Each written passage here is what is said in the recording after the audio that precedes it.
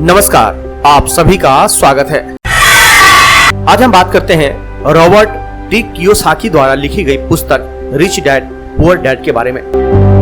Robert T Kiyosaki द्वारा लिखी गई पुस्तक रिच डैड पुअर डैड में पैसों का मैनेजमेंट कैसे करना है, यह बहुत अच्छे से बताया गया है। रिच डैड पुअर डैड किताब पैसों के बारे में अमीर लोग और गरीब लोग अपने बच्चों को क्या सिखाते हैं, इसके बारे में संपूर्ण जानकारी दी गई है।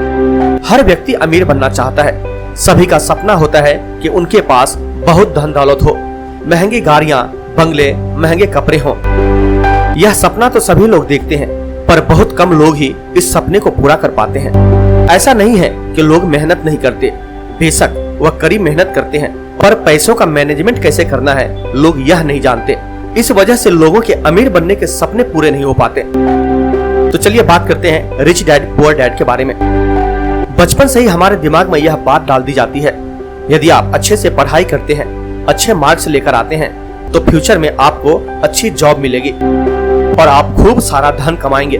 परंतु हमारे देश भारत में बहुत से ऐसे लोग हैं जो बहुत ज्यादा पढ़े लिखे हैं और अच्छी नौकरी में होते हुए भी वित्तीय तौर पर मजबूत नहीं है। वहीं दूसरी तरफ ऐसे भी लोग हैं जो ना तो अच्छे से पढ़ाई किए होते हैं और ना ही किसी के अंडर जॉब करते हैं, फिर भी वे अमीर लोगों की गिनती में सबसे आगे हैं। अर्थात हम कह सकते हैं कि कोई भी व्यक्ति सिर्फ पढ़ाई और नौकरी के दम पर ही गरीब और अमीर नहीं हो सकता। इसके लिए आपको फाइनेंशियल मैनेजमेंट को समझना बहुत जरूरी है। तो चलिए आप सभी को इस फाइनेंस मैनेजमेंट को रॉबर्ट कियोसाकी द्वारा लिखित पुस्तक रिच डैड पुअर डैड की समरी से समझाते हैं। रॉबर्ट टी कियोसाकी के दो पिता हैं, जिनमें से एक अमीर है और एक गरीब है। अब आप सोचेंगे कि दो पिता कैसे? एक उनके जन्मदाता हैं जो कि गरीब थे और दूसरे पिता उनके बेस्ट फ्रेंड के पिता थे, जिन्हें रॉबर्ट अपना पिता मानता था। एक पिता जो गरीब हैं, बहुत ज्यादा पढ़े लिखे हैं, और उनके दूसरे पिता जो अमीर है, उन्होंने अपने स्कूल की पढ़ाई भी पूरी नहीं की है। दोनों ने अपनी जिंदगी में बहुत कड़ी मेहनत की थी और दोनों ही अपने क्षेत्र में सक्सेस भी प्राप्त की थी। पैसों को लेकर उन दोनों की राय बिल्कुल अलग थी। आइए हम कुछ पॉइंट्स की मदद से इसे समझते हैं। सोच। रॉबर्ट कियोसाकी के पहले पिता का मानना था कि वह कोई वस्तु खरीद नहीं सकते, जबकि दूसरे पिता इस बात से चिढ़ते थे।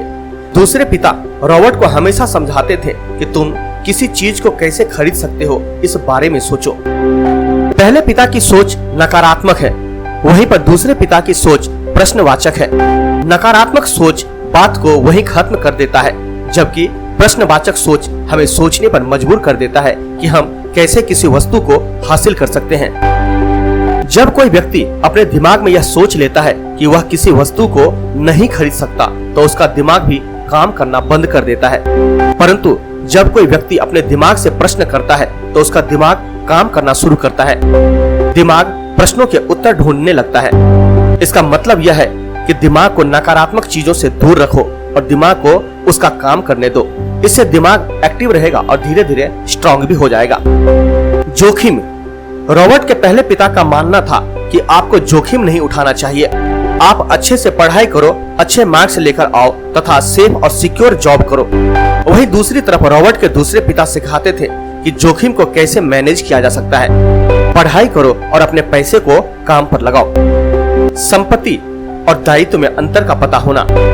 हमें अपनी संपत्ति और अपने दायित्व का पूरा ज्ञान होना चाहिए। संपत्ति से धन में वृद्धि होती है, दायित्व से धन या पैसों में कमी आती है। यदि आप अमीर बनना चाहते हैं तो आप संपत्ति खरीदें, जैसे कि जमीन, बॉन्ड, शेयर, इन्वेस्टमेंट आदि। आप गरीबी रहना चाहते हैं तो आप दायित्व यानी कि लोन पर लिया गया फर्नीचर, गाड़ी, लग्जरी प्रोडक्ट्स खरीदें। अब आप दायित्व को देखकर कंफ्यूज मत होना कि आप फर्नीचर या गाड़ी खरीदते हैं तो उससे आपको किसी भी तरह का इनकम नहीं होगी। सबसे पहले खुद को पेमेंट करना। रॉबर्ट के दूसरे पिता रॉबर्ट को यह बात समझाई कि सबसे पहले आप अपनी कमाई का एक हिस्सा अपने लिए रखें और उन पैसों से अपने लिए ऐसी संपत्ति खरीदें जो आपको आय प्रदान करे। गलतियों से सीख लेना। रॉबर्ट के दोनों पिता ने उन्हें यह बात सिखाई थी कि यदि आप एक बार गलती करते हैं तो उस गलती की पुनरावृत्ति दोबारा न करें, बल्कि उससे सीख लें और अपनी लाइफ में आगे बढ़ें। पैसे के लिए काम। रॉबर्ट के अमीर पिता का मानना था कि हमें पैसों के लिए काम नहीं करना चाहिए, मतलब पैसों के पीछे नहीं भागना चाहिए, बल्कि पैसों को हमारे लिए काम करवाना चाहिए। वहीं पर रॉबर्ट के पहले पिता रॉबर्ट को पैसे कमाने के लिए दबाव डालते थे। मौके की पहचान करना।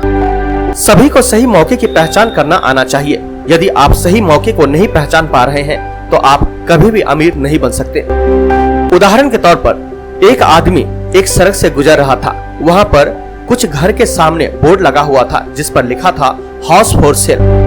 उस समय मंदी का दौर चल रहा था, पर वह आदमी बिना घबराए हुए इस मौके को अपने हाथ से नहीं जाने देता है और एक अच्छा खासा घर बहुत ही कम कीमत में खरीद लेता है। कुछ दिनों बाद मंदी का दौर खत्म हुआ। अब उस घर को दुगनी कीमत पर बेचता है। पैसों को सहेजने की समझ होनी चाहिए। वैसे तो सभी लोग पैसे को सहेज कर रखते हैं, पर यहाँ सहेजने का अर्थ अलमारी या गुल्लक में अपने पैसे को रखने से नहीं है।